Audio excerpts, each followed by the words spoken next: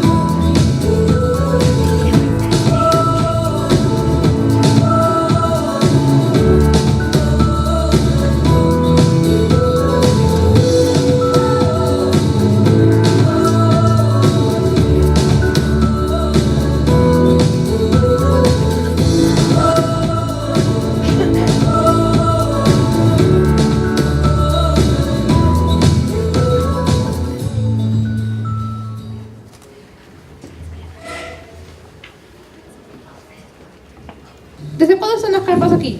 Desde que ocurrió el terremoto en Yankee. ¿Y qué tal? ¿Y qué tal? ¿Te gustan las carpas? Sí, me gusta mucho. ¿Cuál te gusta jugar más? ¿Con qué juego te gusta jugar más? Es que tienes que armar una torre y sacar las piecitas y el bowling. ¿El vóley? Pensamientos que hemos tenido nos distraen los juegos. Ya, ¿y qué pensamientos tenías antes? Porque supongo que la carpa no estaba desde el principio, ¿no? No, no estaba. Cuando ocurrió, aún no estaba esta carpa. Había carpas para que las familiares dañados dentro, ahí acostados en el piso. Pero esta carpa lo pusieron ya después, 3 días habrá pasado. Y buena idea. Sí, buena idea, porque todos se divierten acá jugando, divirtiéndose. Ya están esperando la hora para que lleguen las personas para abrir la carpa. ¿Qué piensas sobre lo que pasó? Es un caso terrible lo que pasó acá en Yankee, porque algunas familias se quedaron sin casas. También pasó una abuelita está muerta y su abuelita con una niñita han fallecido lamentablemente por la causa que una pared cayó sobre ellas. Y nadie las corrió a ayudarlos porque toditos se estaban en la plaza evacuando. Ya. ¿Y cómo te sentiste? ¿Te dio miedo? Sí, a mí me dio miedo, pero yo sabía que no iba a pasar nada si estaba quieto y decía a mis papás que se calmen, que no hay que salir deprisa, porque si salimos deprisa, algunos casos son de infarto al corazón por mucha prisa, mucha tensión que tienen al salir. ¿Y ahora qué piensas?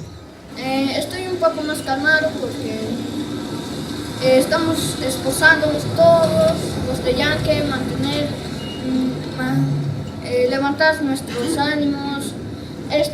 Esto nos levanta los ánimos también. ¿Les ha ayudado a tus amigos? Sí, a mis compañeros sí les ha ayudado demasiado.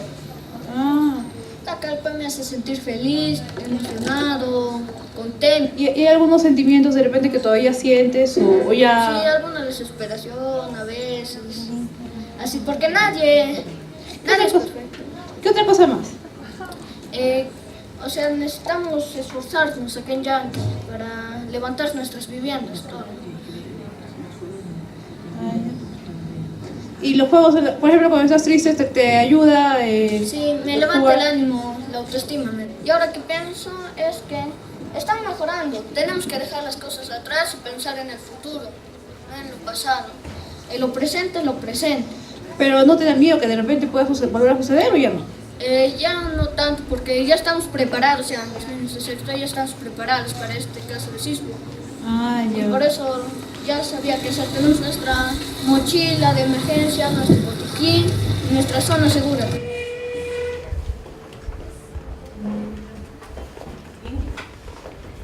Hemos visto a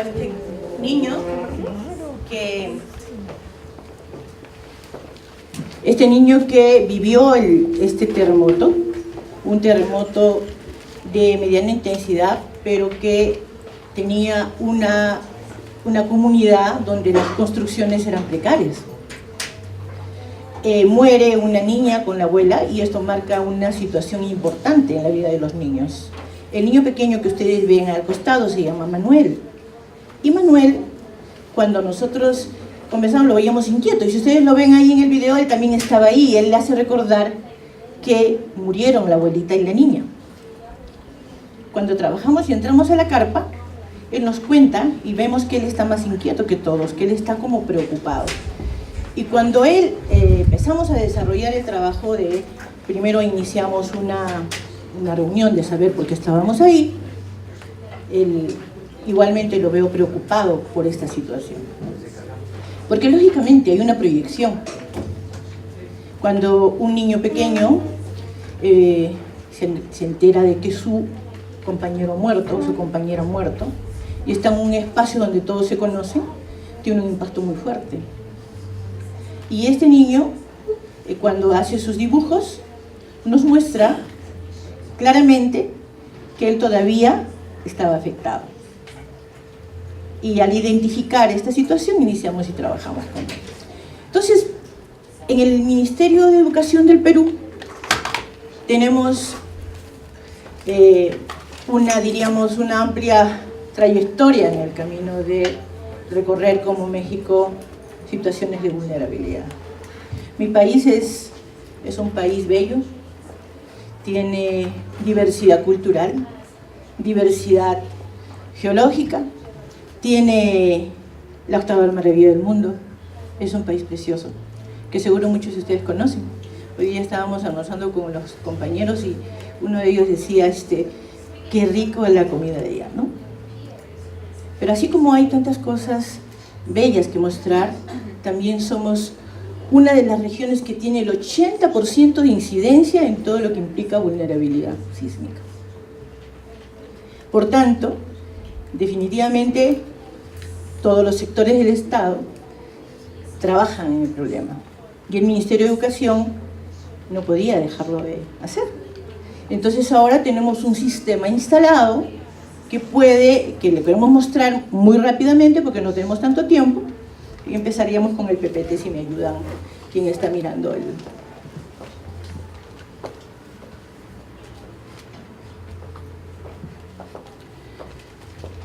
Bien, entonces cuando nosotros hablamos de la respuesta educativa,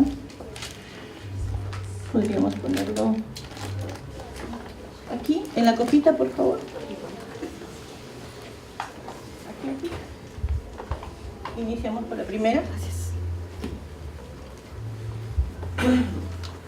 Bien, entonces vamos a hablar hoy día de la respuesta educativa.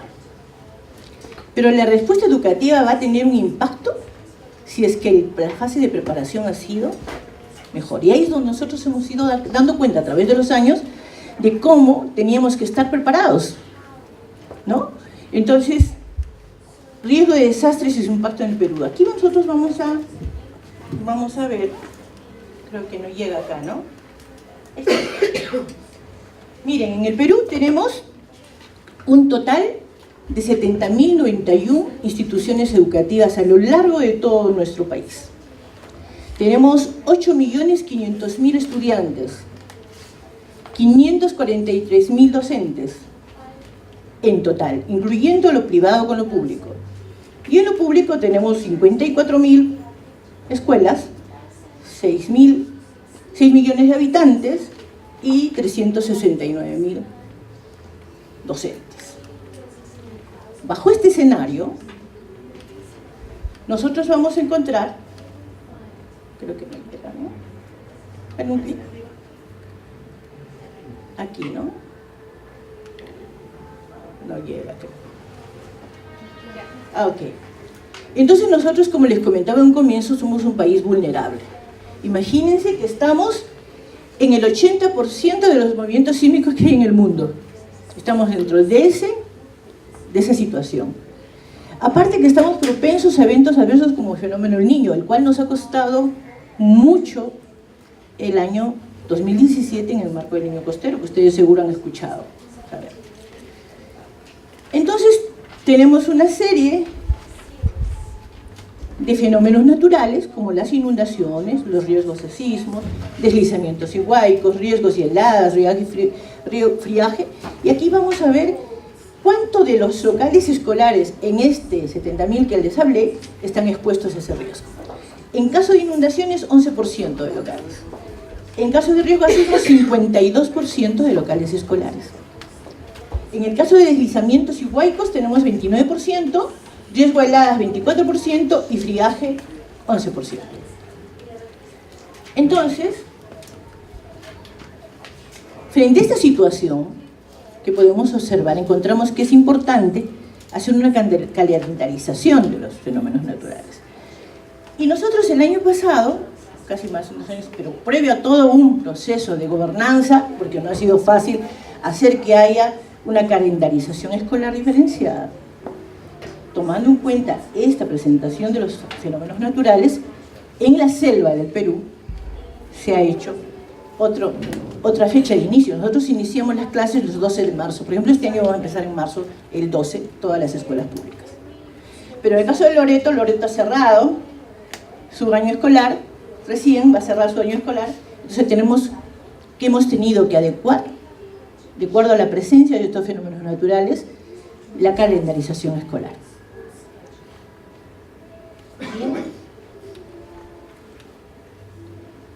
La afectación de Niño Costero, del cual ya se hablé, nos deja 2.624 locales afectados.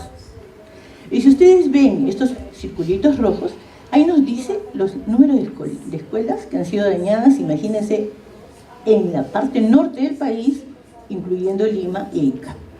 Lima, la capital de Perú, que está acá, Ica, que está acá, donde tanto en Ica como en Piura se suma otra emergencia, que es la emergencia por el dengue. Me han dicho que acá en México también hay una zona donde hay el vector Aedes aegypti y hay este problema. Y en esta zona, 45 muertos nos dio el tema del dengue. Imagínate, sumado al niño costero, a la muerte y a todo eso, se suma 45 muertes más, ¿no?, por el tema del dengue. Entonces tenemos todo un escenario de riesgos que nos hace ver que tenemos cada día que estar más preparados. Pero ahora que estamos hablando de la respuesta, podríamos decir, ¿es relevante el apoyo psicosocial? ¿No? Claro que es relevante el apoyo psicosocial. Tenemos expuesta, ¿cuánta población de habitantes? 8 millones de habitantes. Y si a sismos tenemos el 52%, ¿cuántos millones de niños están expuestos? 4 millones y pico de niños. Entonces, vamos a empezar hablando de qué implica la salud mental. El apoyo psicosocial tiene como una herramienta clave o como un punto de inicio clave la situación de la salud mental de las poblaciones. ¿No es cierto? Cada población, de acuerdo a su cultura, a sus hechos históricos y sus hechos sociales, va a configurar el tema de la salud mental. Y nosotros en nuestro país hemos tenido un largo tiempo de secuelas de conflicto armado. ¿No es cierto? Se deben ustedes haber enterado que nosotros hemos tenido terrorismo. Y si nosotros aunamos los riesgos sociales a los eventos por fenómenos naturales, vamos a encontrar que se mezclan muchas cosas en la intervención. Entonces vamos a recordar solamente que la salud mental, lógicamente, es cómo pensamos, cómo actuamos y cómo lidiamos con la vida, ¿no? Principalmente cómo lidiamos con la vida, cómo hacemos y aprovechamos de la vida todo esto. Pero también para ver qué nos dice la salud mental, cómo es el desarrollo de nuestras potencialidades y nuestras capacidades. Pero no solamente eso, sino habla de dos dimensiones que influyen en este proceso. Una dimensión del yo conmigo mismo, y otra dimensión de yo con los demás. ¿Y por qué tengo que hacerles esto pequeño, recordarles esto? Porque si no, no vamos a comprender la importancia crítica que tiene esta intervención. Y ligado a esto, tenemos que cuando hay una situación de emergencia, tenemos reacciones emocionales naturales que se van a dar en los niños, en los adultos. Pero ¿quién es nuestra población vulnerable, nuestra población objetiva? Son los niños y adolescentes. Y aquí nosotros tenemos un mapa de reacciones emocionales normales, naturales, dentro de las 72 horas del primer mes y del tercer mes, las cuales se presentan y que son totalmente normales. Y este mapa de emociones y reacciones emocionales que vienen desde los 0 a 2 años, 3 a 5 años, 6 a 11 y 13, 12 a 18, tiene que conocerlo el papá, la mamá, la comunidad, los docentes. Yo les pregunto, aquí que creo un gran número de docentes, ya no son docentes en este momento con mi pregunta, ¿qué pasa si ustedes dejan, qué quieren cuando dejan a su niño a la escuela? ¿Qué esperan cuando lo dejen en la escuela, su niño, su adolescente, su sobrino, su nieto? ¿Qué esperan? Que esté contento, que esté seguro. Que esté seguro, ¿no es cierto? Y que regrese a la casa, ¿no es cierto? Entonces hacemos un role-playing, nosotros somos los docentes y los papás que esperan de nosotros. Entonces, este mapa de reacciones emocionales se da de diversas maneras en los niños, con diversos tipos de manifestaciones que están acá descritas. Lógicamente que no les voy a leer, pero es importante hacerles ver este mapa que va a ayudarlos a ver. Pero tenemos reacciones emocionales frecuentes, normales en el proceso de una situación de emergencia. Pero tenemos dos tipos de estudiantes. Un estudiante que tiene mecanismos de ajuste, que tiene factores protectores y que tiene atención psicosocial. Por tanto, se recupera emocionalmente. Tiene una conducta social, personal y adaptada. Y no estamos hablando de tratamiento psicológico. Por favor. Estamos hablando de intervención psicosocial. Y la intervención psicosocial no es tratamiento de psicólogos. Es tratamiento multidisciplinario y de la comunidad. Y el otro tipo de estudiante es aquel que sobrepasa la capacidad de adaptación del individuo, tiene factores de riesgo, no recibe atención psicosocial, por tanto puede sufrir un trauma y consecuentemente tiene secuelas, conducta no adaptada y problemas sociales. Entonces, ¿la atención psicosocial será importante? Y aquí tengo otro mapa. Pero este mapa es muy importante porque nos habla de los signos de alarma. O sea, aquello que ya no es lo normal, aquello que ya no está dentro de las reacciones cotidianas, aquello que requiere atención especial y que los profesores, los padres de familia, la comunidad debe identificarlos. Les cuento. Tuvimos una explosión de una granada, un niño, estaba en la zona del Brain, en zona de nosotros de terrorismo, encuentra una granada, eran 5 amiguitos, uno de ellos, como no sabían que era la granada, agarra la granada y estaban jugando. 2 de ellos se fueron para atrás, el que agarra la granada coge y lógicamente vuela con la granada, y los otros niños que estaban no muy lejos, a los cuales les cayó muchas esquirlas, ven eso, y a uno de ellos le produce mutismo electivo. ¿Qué es el mutismo electivo? Se quedó mudo temporalmente. Y no había nadie que podamos, nosotros llegamos a la semana, porque es una zona un poco, no es tan fácil a veces salir desde el nivel nacional a un distrito donde no hay más que escuela, y es dirigida por la comunidad. Y llegamos, a los 20 días. Y el padre nos cuenta que el niño no podía hablar durante toda esa semana.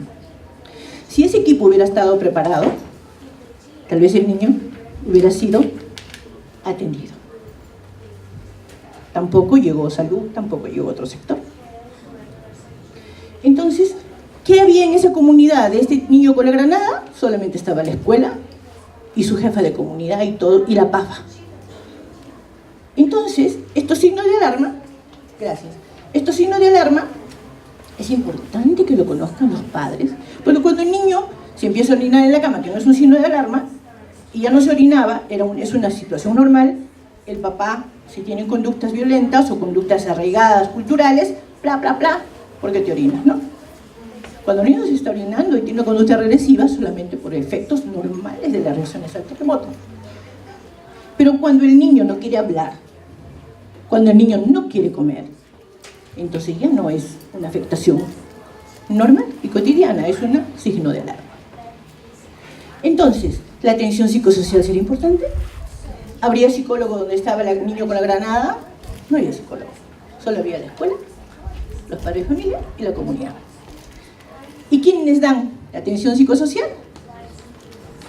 Deberían darlo la comunidad, debidamente preparada, porque es la que va a estar más cercana, y los agentes de la comunidad.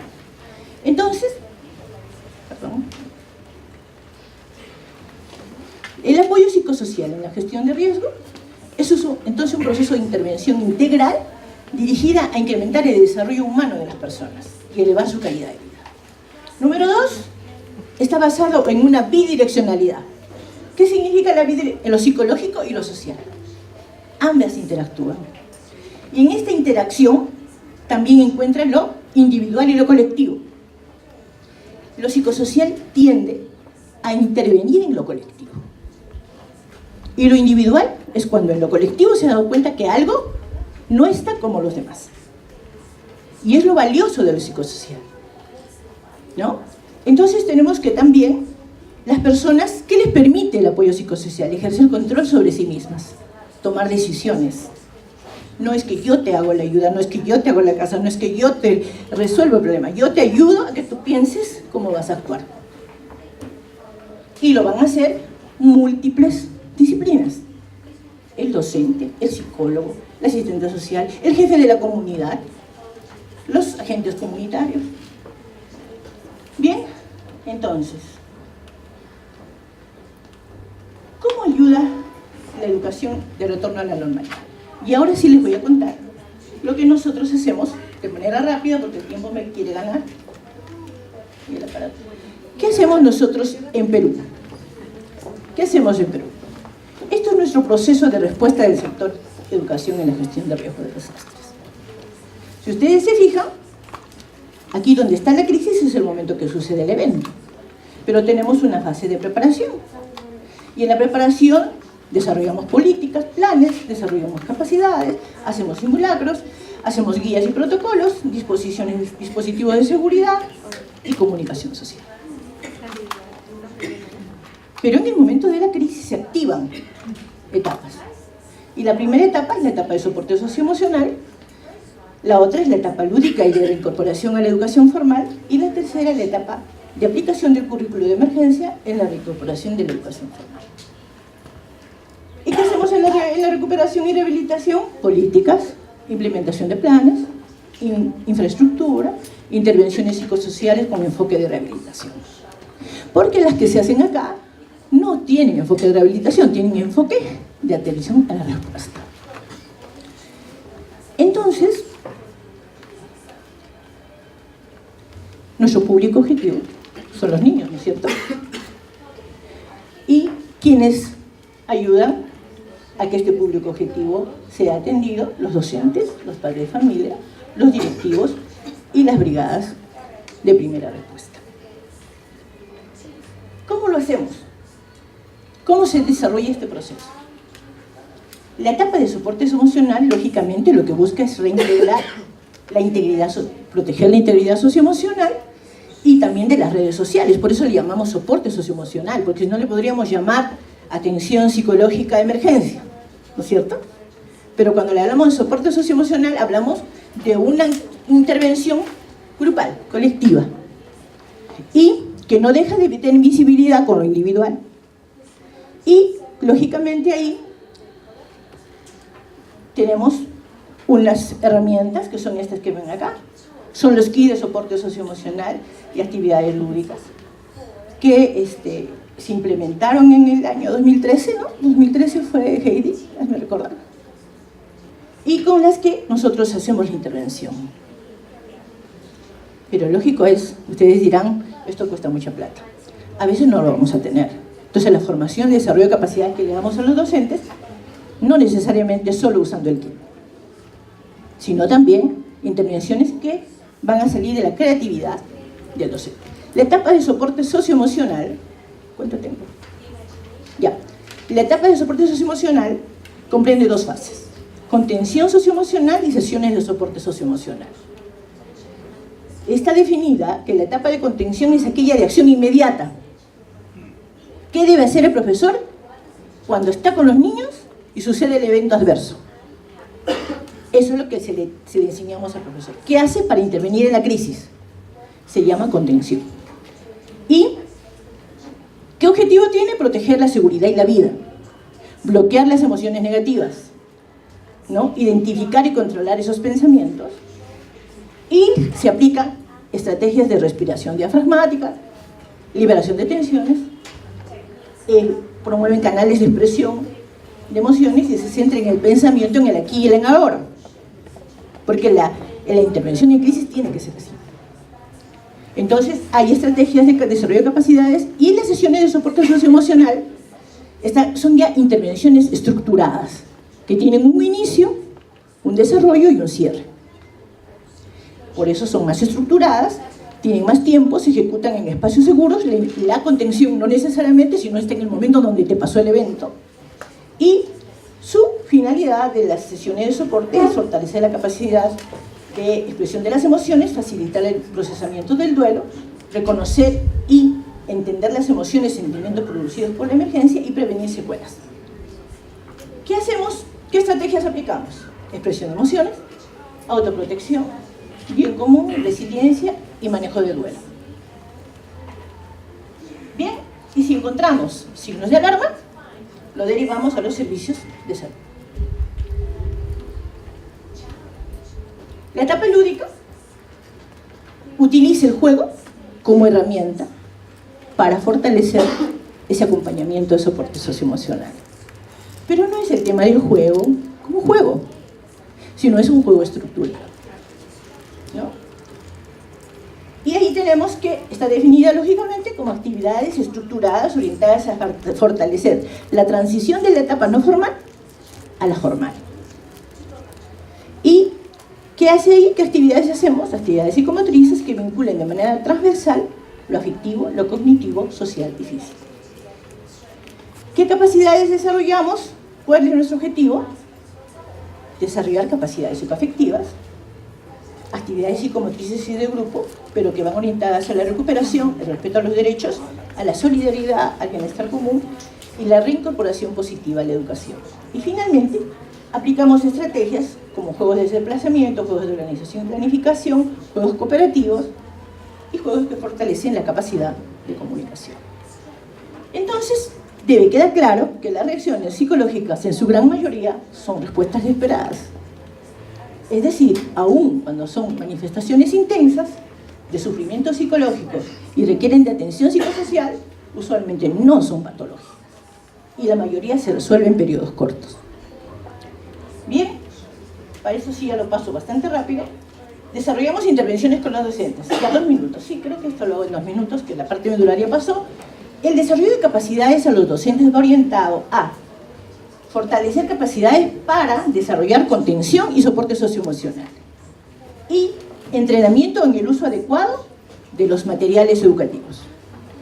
En eso va centrado, tenemos materiales, guías, que están ustedes ven acá. ¿Y qué capacidades principales desarrollamos? 1, la capacidad de escucha. 2, la empatía y respeto por los derechos humanos. 3, la capacidad de respuesta en crisis. 4, elaboración de planes, identificación de daños y necesidades, aplicación de protocolos, currículum por emergencia.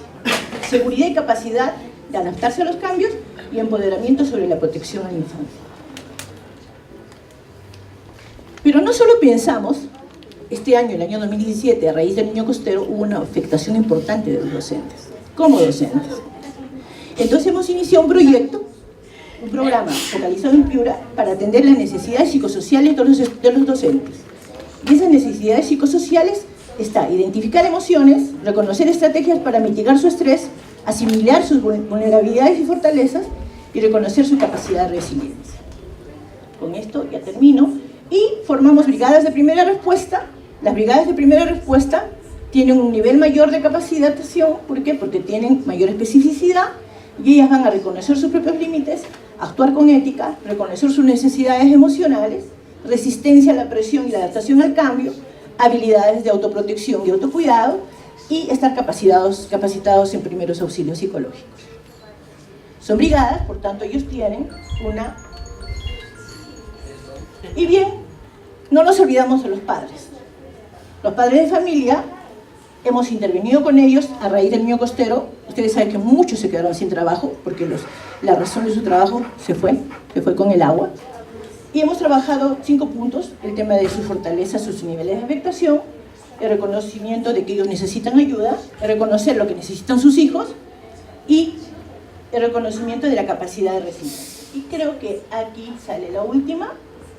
Y el currículum por emergencia, que ya se ha hablado, creo que bastante, y no lo voy a detallar, para nosotros es un instrumento importante, y es muy importante saber que el currículum por emergencia no es un nuevo currículum. Por favor. El currículum por emergencia implica que el docente, cuando sucede la emergencia, adapta a las necesidades del aprendizaje el currículum vigente. No se crea ninguno. Si yo tengo en mi escenario de riesgo dengue, tengo EDAs, enfermedades diarreicas, ¿qué hago? Trabajo mi currículum con las capacidades que ya hemos presentado, ¿no es cierto? Hago mis sesiones brindadas. Entonces, esta es la sesión. Y con eso vamos a acabar, creo yo. Y bueno, Sí, es un creo que derecho. ya tenemos que acabar. Perfecto. Y con eso acabe.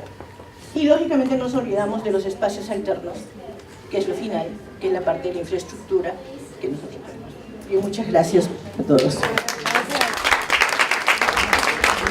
Muchísimas gracias, Nancy. Creo que a todos nos quedó ganas de seguirle escuchando, ¿no? Muy interesante el tema. Bueno, nuestro segundo panelista es Efraín Chacón. Ustedes ya lo escucharon en la mañana. Efraín es licenciado en Educación. Desde el 2007 es coordinador del Clúster de Educación de Emergencia. Es miembro también de la Red Interagencial de Educación en Situación de Emergencia, el INE, y forma parte de la Red de Educadores Ambientales de Perú. Ha sido coordinador nacional de emergencias tanto para el Ministerio de Educación de Perú como para el Ministerio de Educación de Ecuador, y ha colaborado en la producción del material de riesgo. De hecho, de muchos de los materiales que ustedes acaban de ver, Efraín ha participado en esos, principalmente en la guía de centros de operaciones de emergencia. Les dejo entonces con Efraín. Gracias. Bueno, igual, gracias. Buenas tardes. Voy a un poquito variar la presentación. Tengo muchas láminas, ahora la van a ver, pero quiero decirles algo, y es lo que nos dio ahora. Si la educación debe ser una de las prioridades en situaciones de emergencia, ¿no? Hace un momento un comunicador me preguntaba si debía ser o no una prioridad. ¿Por qué? ¿No? Porque cuando ocurre un evento adverso, como el que tuvieron ustedes, sismos, en fin, la gente piensa, lo primero es la salud, ¿verdad? Claro, hay que salvar vidas, correcto. ¿Y por qué la educación tendría que ser una prioridad? ¿Podemos correr una? Les dije que tenía muchas diapositivas. Va una. Cuéntenlas.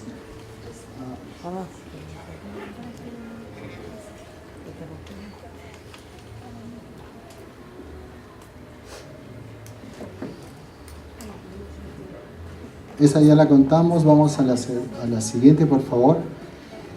Lo que quiero es que vean, o sea, el contexto de una emergencia, ¿no? O sea, ustedes ya la han visto, algunos la han sufrido, algunos nos hemos informado, pero, o sea, ¿cómo y cuánto afecta esto a los chicos? ¿Cómo los pone en mayor vulnerabilidad? ¿No? Siempre decimos los niños, particularmente los niños, es una población vulnerable. Entonces, cómo un evento adverso los hace mucho más vulnerables, ¿no?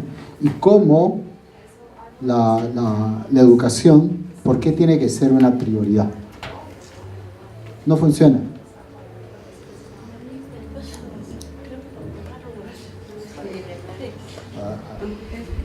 No, es que ese es un video de un par de minutos.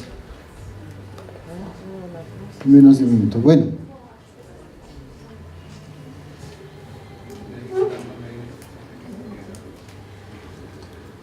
Lo primero, o sea, el primer término es reconocer de que la educación es importante y podríamos hacer una lista con ustedes de por qué, ¿no? Claro, y entonces algunos van a decir es importante porque los profesores son, o los que están vinculados con educación son los que ponen el tema. Pero miren, si no hay un sistema educativo activo, los chicos, de modo práctico lo voy a decir, están en la calle, ¿no? Los padres no están a cargo de los chicos porque tienen que ir a conseguir el agua, la comida, a ver si les dan la carpa, ¿no, verdad? Entonces los chicos están solos. Si no activamos los servicios educativos rápidamente, entonces no hay ese espacio protector. Por eso, o sea, lo que primero hacemos es preocuparnos, y esa es responsabilidad sectorial, ¿no?, de que el servicio educativo se active. El siguiente punto es, bueno, pero esos chicos, o sea, en segundos han visto cambiar la vida, su vida, ¿no? Se les cayó la casa, se les murió alguien, ¿no? Entonces eso hace que cambie su vida.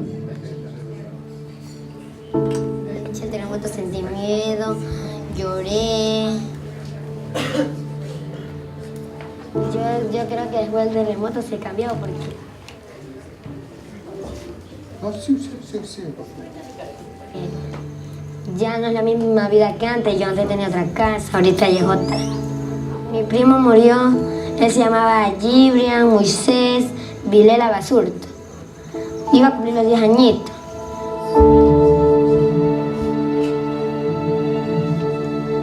La noche del terremoto, digamos que como todo para mí cambió. Por suerte a nadie le pasó nada, todos están bien.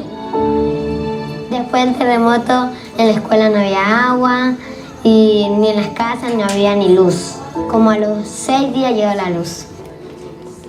Después del terremoto la casa, una parte se hundió y por lo tanto de una vez recurrimos a pasar la casa a otro lado para estar más seguros y así no correr peligro. Yo después del terremoto sí cambié, por lo que más me dio la intuición de querer ayudar a mi familia. Pero más me preocupaba por los sobrinos y mis hermanos pequeños, que eran los que más se habían afectado por el terremoto.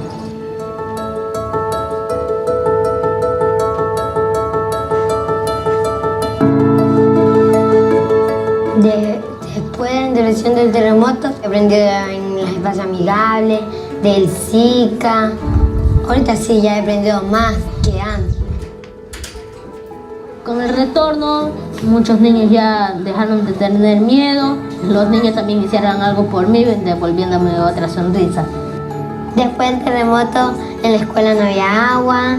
Es muy, muy importante tener todo el día agua. No puedo vivir sin agua. Sin la ayuda de UNICEF, todo quedaría, para mí quedaría todo mal, porque en UNICEF yo aprendí varias cosas, que son las honestidades, el respeto y cómo prevenir la violencia. En mi comunidad me gustaría que haya hospital y agua. Nosotros vamos al río a bañarnos.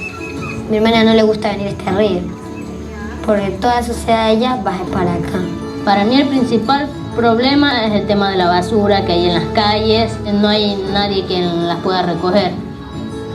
A pesar del terremoto, yo sigo mi sueño porque no han cambiado nada. Yo de grande quiero ser profesora porque es bonito, porque le enseño a los niños. Yo después del terremoto sí creo que logro cumplir mi sueño, porque he querido ser científico y eso es mi sueño, lo que quiero lograr y lo que más me impulsa a seguir adelante.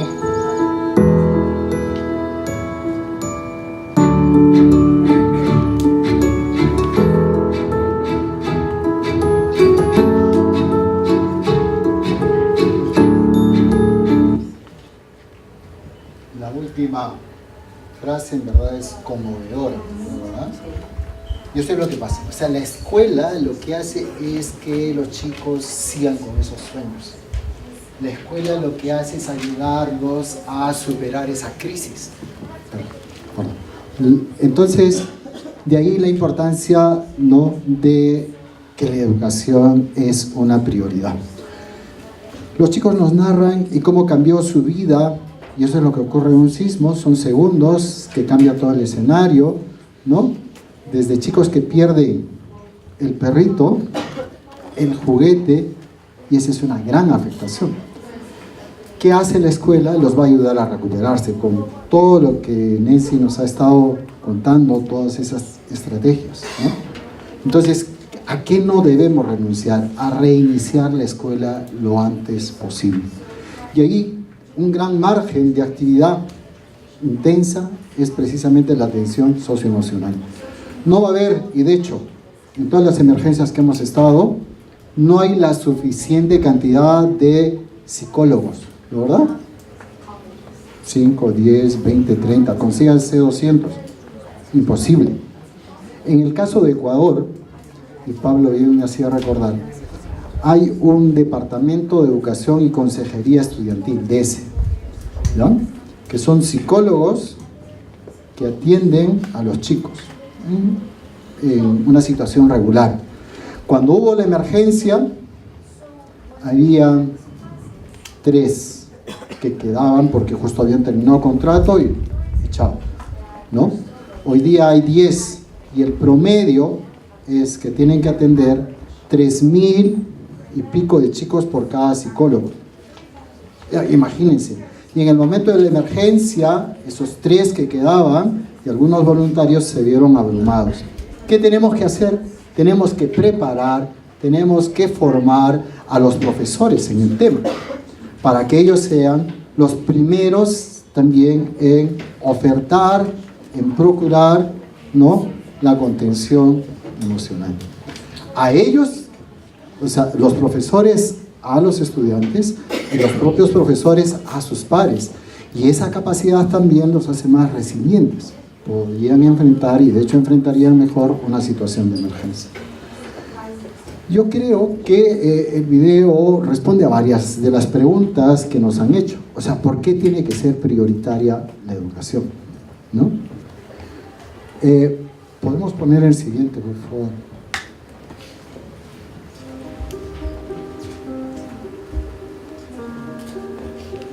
Estaba en la escuela de allá adentro, de allá cuando pasó todita se derrumbó. Me di cuenta de todita la escuela que estaba dañada, estaba quebrada.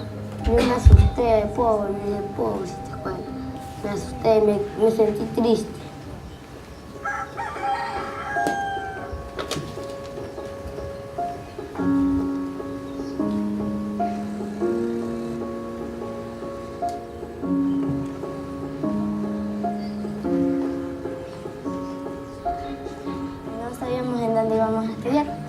Me gusta este espacio porque me gusta jugar con mis amigas.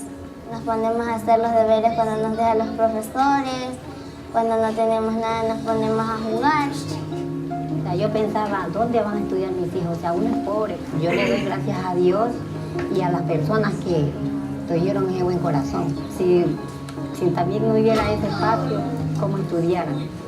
No estuvieran estudiando. Mis compañeros están alegres, pero no sé si van a venir todos los días, porque algunas veces no vienen. Yo voy siempre a venir a la escuela para aprender más a lo que estoy estudiando. Yo me siento aquí en este lugar seguro y bien.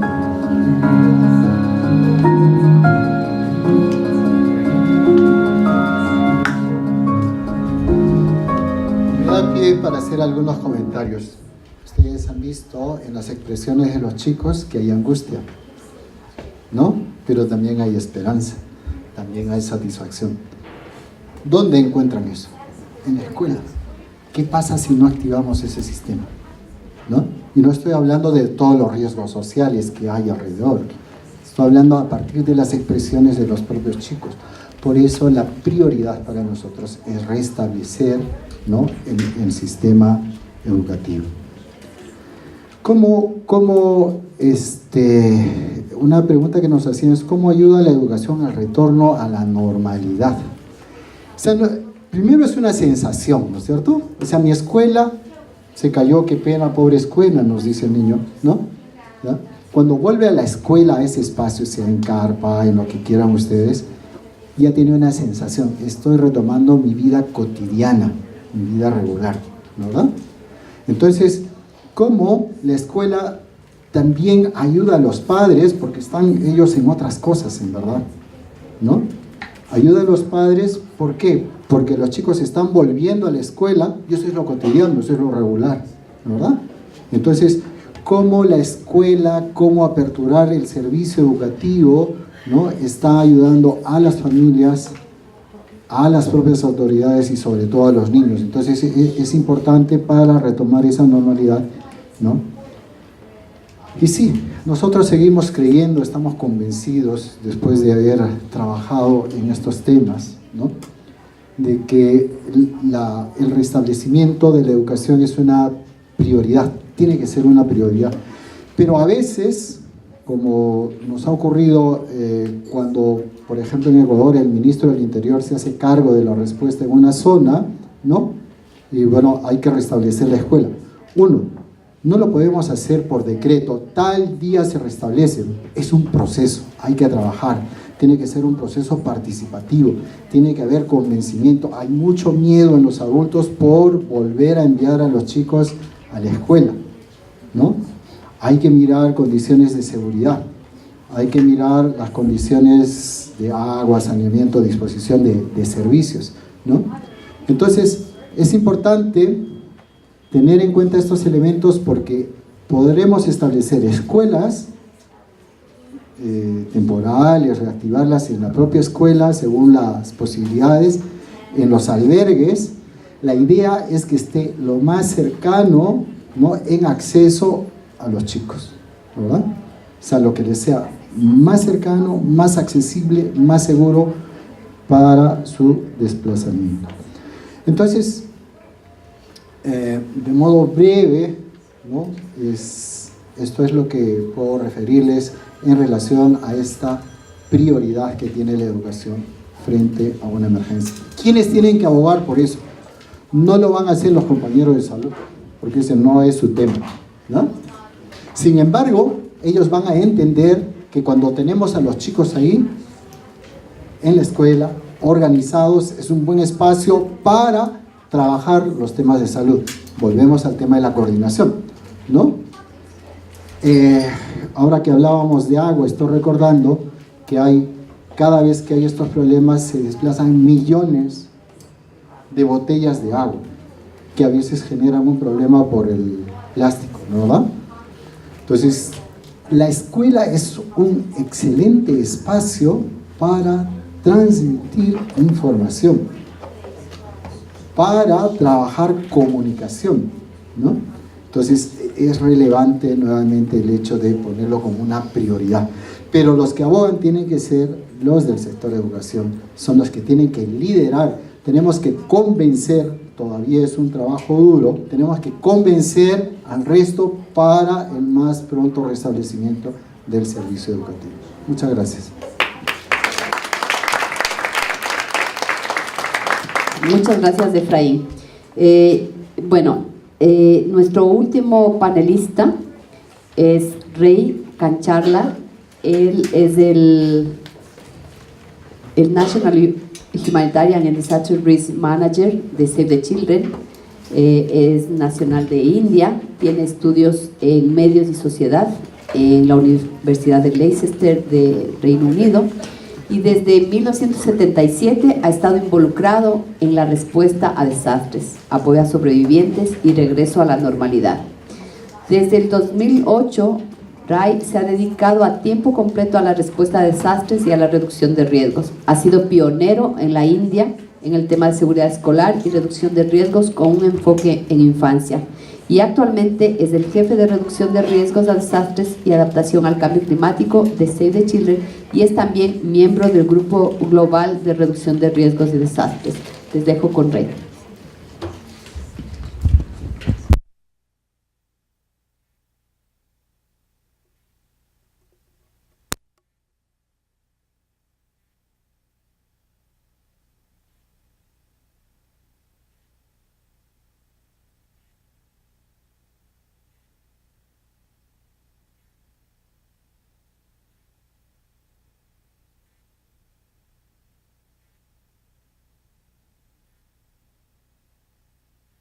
Una preocupación porque bueno, ahorita ya hemos visto como 25 o 30 diapositivas y no sé si nos acordamos de todas porque sí, bueno, que tiene una gran memoria, pero realmente necesitamos hablar de algo más. No estamos hablando nada más de la seguridad integral en la escuela, no, estamos hablando de un tema mucho más específico. En la India, por supuesto, bueno, ya tenemos dos presentaciones, una de Ecuador y una de Perú. Ambas son bastante similares. Pero el país tiene diferentes riesgos en diferentes partes. Por ejemplo, tenemos áreas que tienen riesgos de sismos, como en la parte norte de India por el Himalaya y también en la parte oeste. Y luego en la costa este vemos que hay una gran vulnerabilidad para ciclones. Y para inundaciones, y luego tenemos otra área en la que hay sequías, o otra en la que hay grandes inundaciones, y luego tenemos conflictos en diferentes partes del país. Y bueno, no sé si han visto un mapa de India, Kashmir, que está en la parte norte, muy cerca de Pakistán, Afganistán, China. Siempre está en conflicto. Ahora, dentro del país hay algunas áreas que también tienen un impacto violento. Y en este caso vamos a tener que utilizar dos palabras. La primera es la educación y la segunda es la emergencia. Son dos palabras diferentes. La educación es algo que debería de ocurrir diariamente, como un derecho fundamental de cualquier niño en este mundo. Y esto es algo que no podemos negar. Es el derecho básico de cualquier niño, el derecho a la educación. Pero ¿cuál es la realidad? ¿Cuál es la realidad? Sabemos que en general hay muchos niños que no van a la escuela.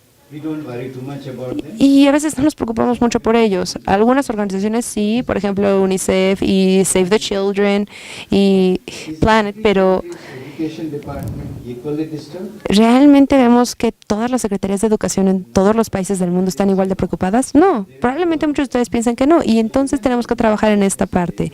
Entonces, cuando no tenemos estas emergencias, vemos que hay gente que no se preocupa tanto por la educación, y esto es simplemente lo que tenemos que reconocer. Porque hay muchos niños que no tienen educación. Y tengo unas cuantas preguntas, no quiero que aquí nos pongamos a llorar todos, quiero ser mucho más práctico, pero quisiera preguntarles, ¿cuál es el tipo de educación que se imparte durante las emergencias? No tengo prisa, tengo nada más 5 o 6 cosas que quisiera hablar, de hecho me gustaría interactuar, porque por ejemplo en India tenemos cerca de 2009... Desde 2009 hemos tenido algunas organizaciones junto con UNICEF que están trabajando en conjunto para hacer algunos ejercicios. En la India necesitamos un grupo de gente capacitada que entiendan qué es la educación para las emergencias. Ahora, a veces uno dice esto y uno piensa que tal vez no es lo mismo que lo que se da generalmente en la escuela, como lo que vemos normalmente. Pero lo que yo les quiero preguntar es si ustedes consideran que esto es cierto, si realmente la educación durante las emergencias y la educación en el día a día es la misma. ¿Sí? ¿Sí es la misma? ¿Cuál es la diferencia? ¿Cuál es la diferencia? ¿Quién me puede decir cuál es la diferencia? La educación que se imparte día a día y la educación que ocurre en la emergencia tiene una diferencia. ¿Cuál es? Porque, por ejemplo, no sé, tal vez que UNICEF les va a dar una tienda de campaña y le van a poder empezar a dar clases a 10 niños, o tal vez a 3 niños y luego otros 5. ¿Ustedes creen que esto es la diferencia? Ustedes díganme, ¿cuál es el tipo de educación que se da durante las emergencias? Realmente me gustaría escuchar sus respuestas. No hay una respuesta correcta o equivocada, pero quiero saber qué piensan. Intervention. Ok, intervención. Y esto, bueno, sí, esto me lleva the emotions that each children has whenever they go to school, when they go back to school. I was with the psycho-emotional brigade from the educational ministry in Mexico.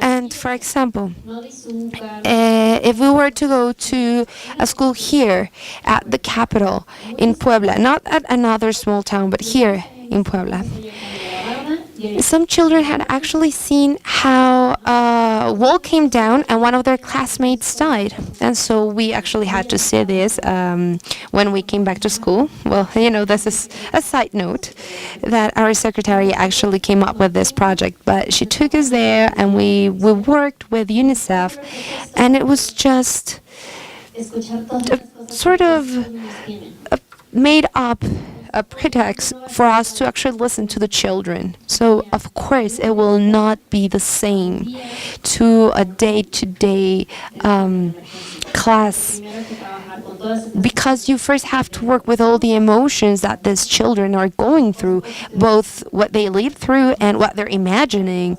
And so, yes, this is what the psychologist said about actually adapting these programs, because we know that I have the UNICEF here to my left, and they were saying that we should not just go over the curriculum because we need to cover it. We have to go over different things. Actually, there are different authors such as Salvador Moreno Lopez that actually has many published articles that talk about emotions and how this will influence how much a child may learn. So thank you. Muchas gracias. Ok, voy a retomar ese tema. Esa es una buena respuesta. Vamos a escuchar otra. Good afternoon. Well, I would like to talk a little bit about what my class felt when we reopened the schools. First of all, my kids knew that life had changed, and so when they came back, they came to me and they first asked what happened at the school, because I remember that we told them that the school was not at its best for working with the children, and they were saying like, but school is fine. And they were saying, no, you cannot see them because there's structural damage and it's inside the walls, not outside. And you could feel in them how scared they were, how they felt unsafe, and something that they had never experienced before. We might have experienced this, but not exactly in this area, in other areas, and we had never been affected as much as we were this time. It was very strong this time. And I remember that I first told my kids that the situation was rather difficult for them to understand, and they're still trying to grasp what's going on. And as for the curriculum, we have not really managed to have the children work as well as they were working before. So yes, they were affected. The conditions changed completely, and the parents were really fearful, and they would come to us and say, so you're gonna start working like this? Our answer was to say, well, we're going to try what we have. And yeah, children, little by little, are starting to overcome a few things. But if we were to ask them to run, it would be impossible, because the emotional situation, I believe, is everything.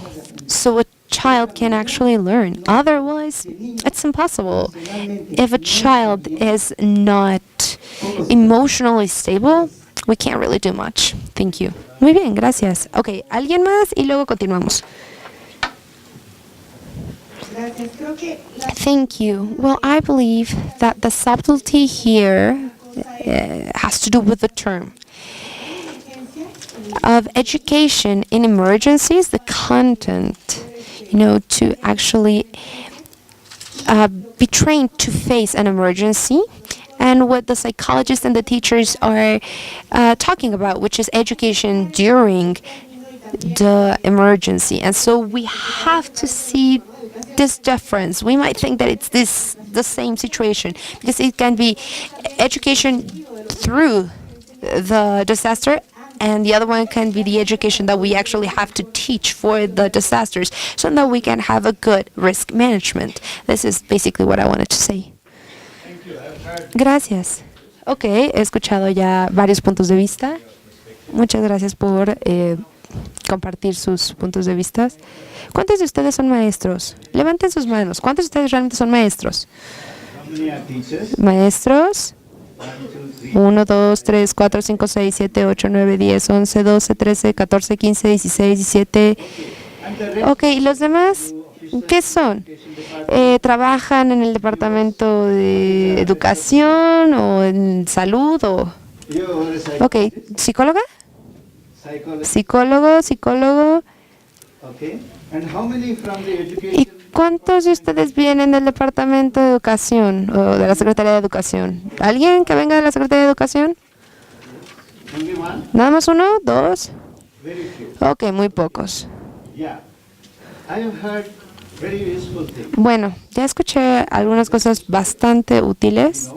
Ya sabemos que cuando hay un desastre, por ejemplo, este último terremoto que tuvieron fue algo que obviamente generó un impacto en las personas y sabíamos que teníamos que hacer algo por los niños porque hubo escuelas que quedaron destruidas.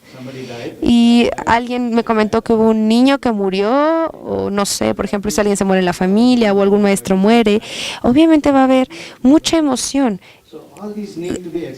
guardada en los niños. Esto es algo que uno le tiene que explicar a los niños. Pero antes de esto, ¿qué es lo que tiene que hacer uno? Bueno, uno tiene que entender que durante estos casos uno tiene que poner tal vez una tienda de campaña o generar un espacio en donde se puedan sentir seguros. Este es el punto número 1. Seguridad para ellos, física. ¿Qué pasa, por ejemplo, cuando hay un niño que está en la escuela? ¿De qué manera pueden hacer que el niño pueda sentir nuevamente este espacio de seguridad? Bueno, entendiendo que con un terremoto, por ejemplo, en un momento todo está normal y de repente después de 20 segundos, 1 minuto, 5 minutos, todo desaparece. Y uno no entiende qué está pasando. El segundo punto es, bueno, sí, ya tienes este lugar seguro, ahora tienes que empezar a racionalizar y hablar con el niño. Y lo segundo que tenemos que hacer es la protección, que va más allá de una protección física. Y es justamente lo que están diciendo. Tenemos la parte psicosocial. Algunos hablan nada más de la parte psicológica, pero después de tantos años de experiencia, realmente les digo que la parte psicológica es muy pequeña. El día de ayer alguien utilizó la palabra trauma. Y es bastante real. No es algo que ocurre cotidianamente. Y con mi experiencia me he dado cuenta que los niños son mucho más resilientes. Lloran ahorita y a los minutos ya se están riendo. No es como con nosotros como adultos, que cargamos muchas emociones. Los niños son diferentes. Así que, bueno, me repito, tenemos el espacio físico, un espacio seguro. Tenemos que racionalizar este impacto que tiene el niño o que pasa a la comunidad o en general la familia y ver realmente qué es lo que puede hacer uno por ellos. ¿Cómo se están comportando? ¿Cómo se está comportando el niño? ¿Está durmiendo? ¿No está durmiendo? Recuerdo que en algunas áreas en donde había inundaciones, a veces los niños escuchaban agua durante la noche y se despertaban y corrían. Entonces, ¿en qué momento se convirtió el agua en una fuente de miedo? Entonces son algunas de estas cuestiones. A veces uno escucha a alguien y lo ven corriendo, a veces uno no sabe qué es lo que está pasando y entonces nada más uno empieza a correr y se genera una psicosis. Entonces esto es parte del proceso. Y recuerdo a un niño, bueno, era una niña de hecho, y estaba sentada y estaba haciendo unos ejercicios con otro grupo de niños y les dijimos, ok, denles una hoja en blanco y una pluma. Y les pedí que escribieran o que hicieran un dibujo de lo que recordaban del desastre y cómo se habían sentido. Y tenía yo un grupo de como 30 niños con diferentes edades y todos empezó a dibujar en su hoja y cómo se habían sentido. Y una niña no estaba haciendo nada, solo estaba sentada ahí. No hablaba con nadie, no volteaba a ver a nadie, no hacía nada. Así que el facilitador con el que estábamos trabajando se acercó, tocó a la niña y le dijo, ¿qué te pasó? ¿Por qué no estás escribiendo nada? Y ella dijo, no, solo eso, no. Y le dije, ok, no te preocupes, no hagas nada. Así que nada más dejó su mano ahí y se esperó. Los otros niños estaban dibujando y así, pero después de 15 minutos empezó a comportarse de una manera tempestiva. Y de repente empezamos a ver que lloraba, que empezó a dibujar y el dibujo estaba lleno de lágrimas. Así que el facilitador la abrazó y le dijo, no te preocupes, si me quieres decir qué pasó, hazlo. Si quieres escribir, hazlo. Los demás niños estaban trabajando y después de llorar, se acercó y empezó a dibujar. Y entonces el templo que dibujó lo volteó. Y volteó también, bueno, puso de cabeza un templo, las casas y varias cosas, y después puso a un niño flotando en el agua, con la cabeza adentro del agua. Y el facilitador le dijo, ¿me puedes explicar qué es lo que representa este dibujo? Y entonces, justo cuando iba a empezar a contar la historia, empezó a llorar y a llorar. No podía contar la historia y los demás niños dijeron que su hermano era el cuerpo que estaba en el agua. Y después de eso dejó de hablar. No hablaba con nosotros, ya no se ríe con nosotros, no está comiendo, no duerme. Y los papás no pueden hacer nada. Así que la educación para las emergencias es importante. ¿Qué aprendemos de esto? ¿Qué estamos aprendiendo? Así que, ¿cuál es el espacio que le vamos a dar a los niños para expresarse? Y les voy a hacer otra pregunta. ¿La educación en emergencias es lo mismo que la educación para la respuesta a emergencias? Y esta es una pregunta capciosa y les voy a hacer varias durante los próximos 15 minutos porque tengo mucho tiempo. Y después ya me pueden odiar y me pueden sacar de aquí a patadas, pero mientras déjenme molestarlos un poquito porque sí quiero hacer eso. De otra manera, no vamos a lograr la educación para las emergencias. Tenemos mucha información, pero a veces, aunque lo leamos, realmente no podemos hacer nada. Y esto es un tema muy importante. Tenemos que entender al menos 5 o 6 cosas que necesitamos para estos casos. ¿Qué es lo que significa para mí? ¿Qué es lo que puedo hacer?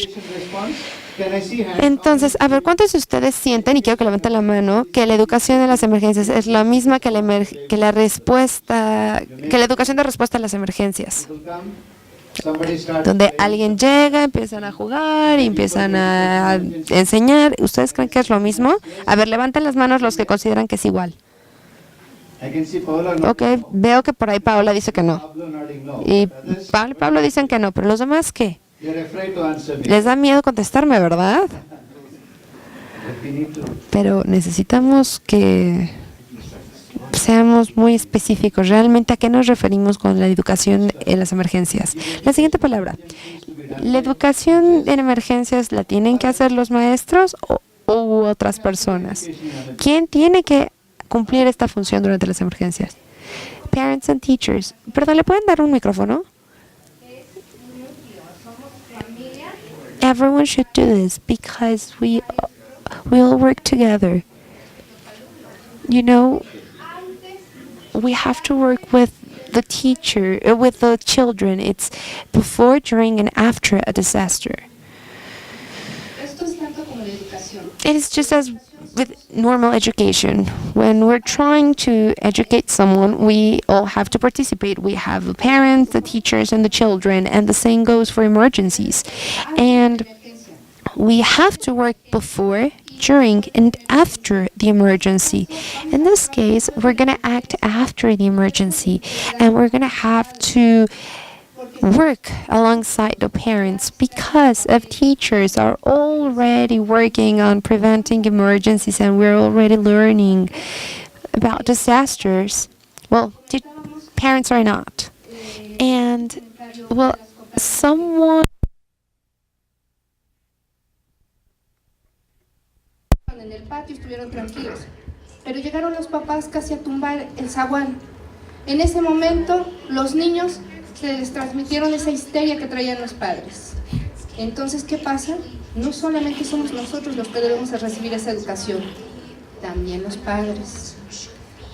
¿Cómo los papás de la niña que usted nos comentaba no detectaron esa necesidad de la criatura de transmitir lo que sentía? Porque no están preparados para este tipo de situaciones, este tipo de desastres.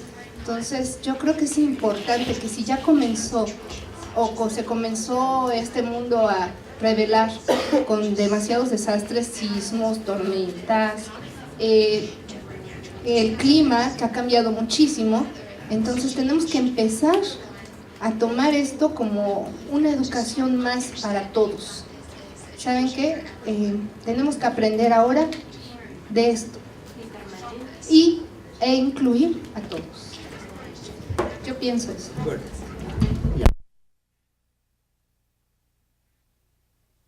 Si es algo que tienen que hacer los maestros o los padres. Ok, la siguiente pregunta es, si la tienen que hacer los maestros, ¿ustedes creen que ya están capacitados para hacerlo? Que cuando el maestro va a aprender a ser un maestro, ¿se les da este tipo de capacitación? Porque si no se lo dan, entonces, ¿qué esperan que la gente haga? Digo, no es como que mágicamente a uno se le ocurre qué hacer y entonces nada más uno se vuelve maestro y mágicamente ya es también maestro en educación durante los desastres. No, claramente ya dijeron que se necesita actuar previo, durante y después del desastre. Así que, ¿qué es lo que vamos a hacer? Bueno, esto debería de ser muy claro para nosotros. ¿Qué es lo que debemos hacer?